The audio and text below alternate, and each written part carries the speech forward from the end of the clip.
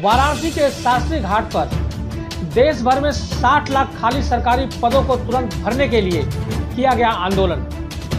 यह आंदोलन संयुक्त रोजगार आंदोलन समिति के बैनर तले किया गया।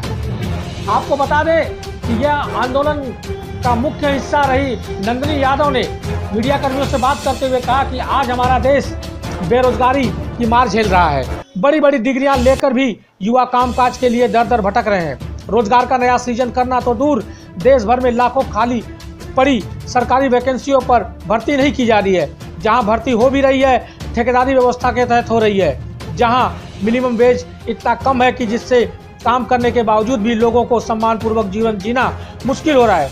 प्राइवेट सेक्टर में भी रोजगार के नए अवसर पैदा होने की जगह छठनी की तलवार लोगों के सर पे मंडरा रही है।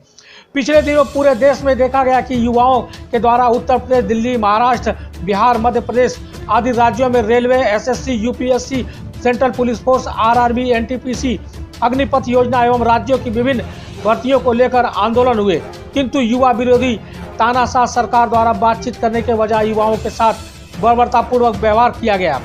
वही हम देख रहे हैं कि देश के किसान न्यूनतम समर्थन मूल्य एमएसपी के लिए कानून बनवाने के लिए संघर्ष करने को मजबूर है। जहां तक देश की आधी आबादी महिलाओं का प्रश्न है, उनकी आर्थिक मजबूती के लिए सरकार के पास कोई कार्य योजना नहीं है। देश में अलग अलग विभागों में लगभग 60 लाख सरकारी पद खाली हैं, जिस पर सरकार भर्ती नहीं निकाल रही है।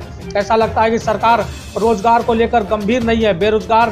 बेरोजगारी की समस्या के समाधान के लिए भारत में आज़ादी के बाद जिस तरह नीतियां बनाने की जरूरत थी, हमारी अब तक सरकारें ने वैसी नीतियां नहीं बनाई। यही वजह है कि आदमी के 7 दशक से ज़्यादा वक्त गुजर जाने के बाद भी हमारे देश में राष्ट्रीय रोजगार नीति नहीं बन पाई है।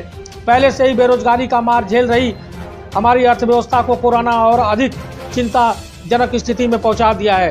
बेरोजगारी से त्रस्त युवा, मजदूर, किसान अपने अपने स्तर पर लगातार सरकार से बेरोजगारी के समाधान के लिए संघर्षरत है, परंतु सरकार द्वारा कोई सकारात्मक कदम अब तक नहीं उठाया गया है।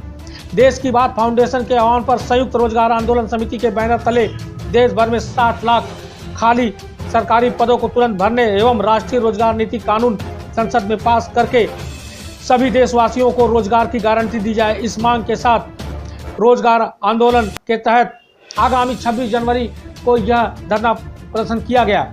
ऐसे ही और खबरों के लिए देखते रहे पूर्वांचल खबर। नमस्कार।